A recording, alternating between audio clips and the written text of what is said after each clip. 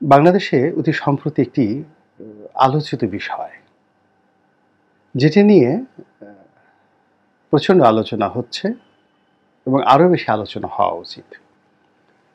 রাজনীতির যে কলঙ্ক, কূটনীতির যে কলঙ্ক, কিভাবে পেছন থেকে ছুরি মারা হয় রাজনীতিতে, কিভাবে বিভ্রান্ত করা হয় এবং কিভাবে আমরা দিনের আলোতে যা দেখি সেটি রাতের অন্ধকারে পাল্টে যায়। এরকম একটি ঘটনা অতি সম্প্রতি ঘটেছে। সেটি কি? সেটি হলো যে ভারত এবং আমেরিকা, এই দুটো রাষ্ট্র যুগপৎভাবে বিএনপিকে নির্বাচনে যাওয়ার জন্য, লাস্টের যে ডামি নির্বাচন হলো, যাওয়ার জন্য তারা বলেছিল, চাপ প্রয়োগ করেছিল, দালালি করেছিল, প্রেশার দিয়েছিল এবং বিএনপির সেন্ট্রাল কমান্ড, বিশেষ করে জনাব তারেক রহমান, তার দৃঢ়তার জন্য এই নির্বাচনে বিএনপি অংশগ্রহণ করেনি। এটা হলো মূল খবর।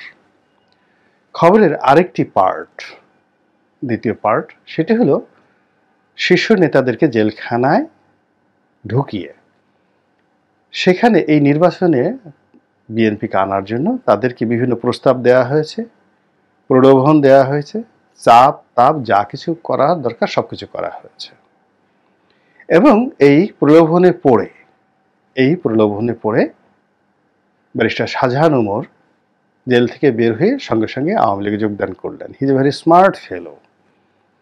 তিনি যদি শমশের মুবিন চৌধুরী সাহেবের মতো বা অন্য বিএনএম কিংবা আরও যে সকল খুচরা পার্টি হয়েছিল তাদের মতো ভুল করতেন, তিনিও শেষ হয়ে যেতেন।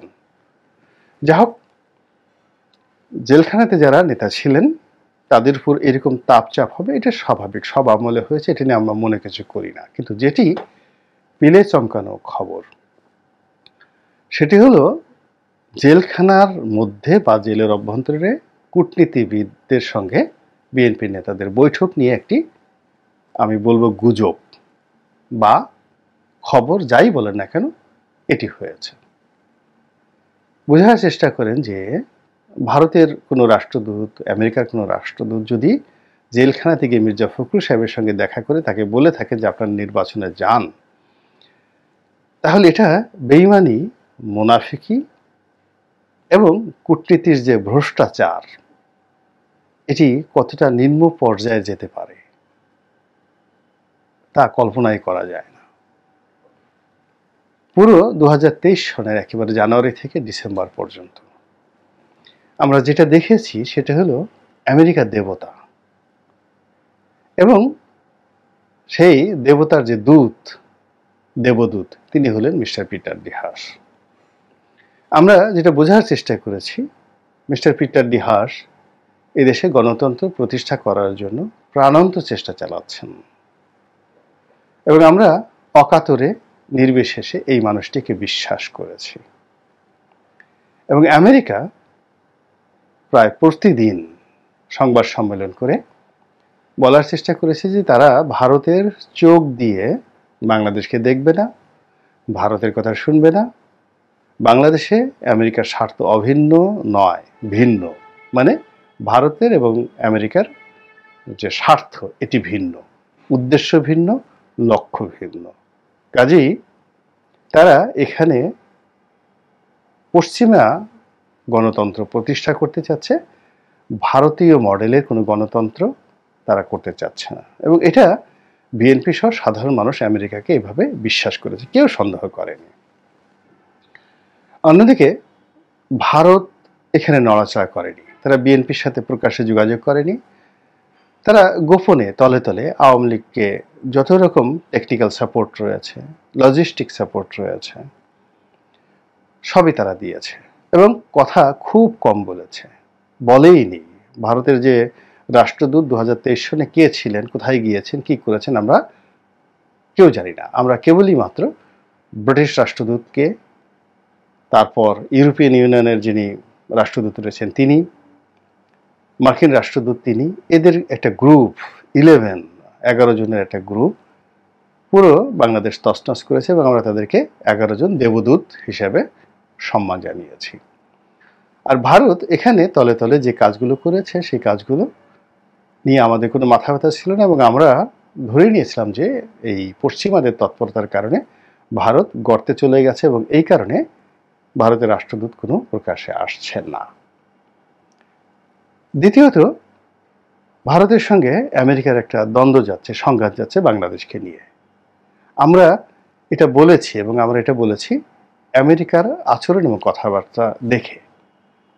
তারা যেভাবে সিনা উঁচিয়ে বুক ফুলিয়ে বাংলাদেশে যেভাবে চলেছেন, তাতে মনে হচ্ছে যে তারা স্বাধীনভাবে এবার একটা কিছু করেই ছাড়বেন।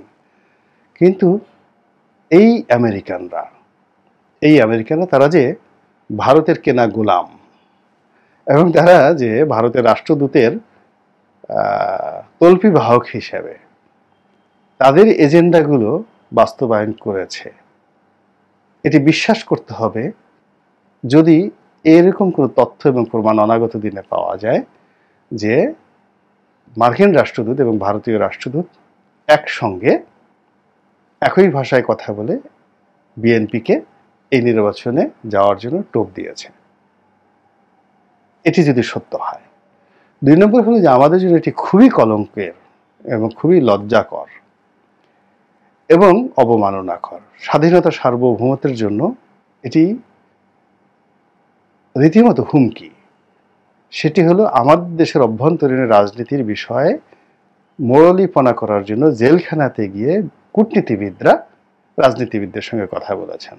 সেটা ড্রয়িং রুমে বলেন বা জেলখানার ভিতরে ঢুকে গিয়ে বলে থাকেন। এটা নজিরবিহীন একটা ঘটনা।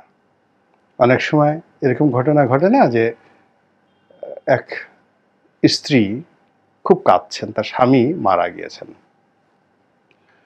তো স্বামীর সঙ্গে তার খুব খারাপ সম্পর্ক ছিল, এবং প্রতিদিনই স্বামীর মৃত্যু হোক এমন সে খেই খেস্তে করতো এবং গালাগাল করত। তো হঠাৎ করে একদিন স্বামী মারা গেলেন, এবং স্ত্রী অঝরে হাউমাউ করে কান্নাকাটি শুরু করলেন। তো লোকজন খুব আশ্চর্য হলো, এবং তারা এসে বলল যে তুমি কেন কাঁদছো, তোমার তো খুশি হওয়া উচিত, দীর্ঘদিন যাবত তুমি তো তোমার স্বামীর মৃত্যু কামনা করছিলে। তো তিনি বললেন যে আমি আসলে আমার স্বামীর মৃত্যুর জন্য কাঁদছি না, কাছে আমার মৃত্যুর ভয়ের জন্য। বলে তুমি তো বেঁচে আছো, তোমার আবার ভয় কিসের? বলে যে আমরা তো এক ঘরে ছিলাম, এক বাড়িতে ছিলাম, আজরাইল তো এসে ঘরটা চিনে গেছে, তো ঘরটা চিনে গেছে, তার সঙ্গে সঙ্গে আমাকেও চিনে গিয়েছে, তো আমাকে তো ছাড়বে না, এই জন্য আমি কাঁদছি। এখন বোঝার চেষ্টা করুন যে আওয়ামী লীগের আমল হোক, যে আমলই হোক না কেন, আমরা নিজেদেরকে কোন পর্যায়ে নিয়ে আসছি কথা বলতে আমার খুব লজ্জা লাগছে। যারা এই খবরগুলো আসছে, সরকারের পক্ষ থেকে কোনো কিছু বলা হচ্ছে না, কিন্তু এই ঘটনাগুলো ঘটেছে। একই সঙ্গে কিন্তু বিএনপিকে নিয়ে যারা ট্রল করেন বা তুচ্ছ এবং তাচ্ছিল্য করেন, তাদের জন্য দুঃসংবাদ যে একটি দলের সকল শীর্ষ নেতারা জেলখানায় গেলেন। সারা দেশে প্রায় 30,000 লোককে ধরপাকড় করা হলো, এবং আপনি মিলিয়ে দেখেন ইসরায়েলি আক্রমণে এ যাবৎকালে প্রায় 30,000 লোক মারা গিয়েছেন। আর বাংলাদেশেও 28 অক্টোবরের পরে পুলিশের যে ক্র্যাকডাউন, এরপরে 30,000 নেতাকর্মী একেবারে 7ই জানুয়ারি পর্যন্ত গ্রেপ্তার হয়েছে সারা বাংলাদেশে। তো এত বড় ম্যাসাকার, এত বড় চাপের পরেও বিএনপি বিভ্রান্ত হয়নি। 2014 সনে কিন্তু এই আমেরিকাই বিএনপিকে আন্দোলন থেকে সরিয়ে দিয়েছে, বলেছে যে আবার একটা নির্বাচন হচ্ছে, তোমাদের এই আন্দোলন তোমরা স্টপ করো। ভারতের বুদ্ধিতে তারা এই ফাজলামোটা করেছে। আবার 2018 সনে যে বিএনপি নির্বাচনে গেল ডক্টর কামালের নেতৃত্বে, পুরোটাই আমেরিকা এবং ভারতের একটা কূটচাল ছিল। এবং তৃতীয় দফাতে এসে আবার নতুন একটা চরিত্র নিয়ে, নতুন একটা বৈশিষ্ট্য নিয়ে, মুনাফিকের একটা নতুন রূপ নিয়ে তারা এইবার এই যে কাজটি করলো, যে ফাঁদটি পাতলো, এই প্রথম অত্যন্ত সফলভাবে এই ফাঁদে বিএনপি পা দেয়নি। বিএনপি ভারতকে রিগ্রেট করেছে এবং আমেরিকাকে রিগ্রেট করেছে। এর ফলে বাংলাদেশের রাজনীতিতে বিএনপিকে কেন্দ্র করে একটি নতুন বলয়, একটা আন্তর্জাতিক একটা শক্তিশালী নতুন বলয় তৈরি হবে।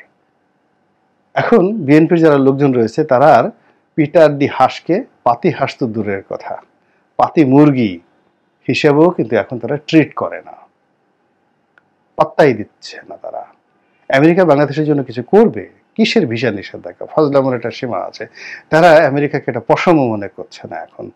অথচ এই আমেরিকার একটা কথা, আমেরিকার একটা টেলিফোন, আমেরিকান রাষ্ট্রদূতের একটা দাওয়াত গ্রহণ করার জন্য বিএনপি রীতিমতো পাগল ছিল।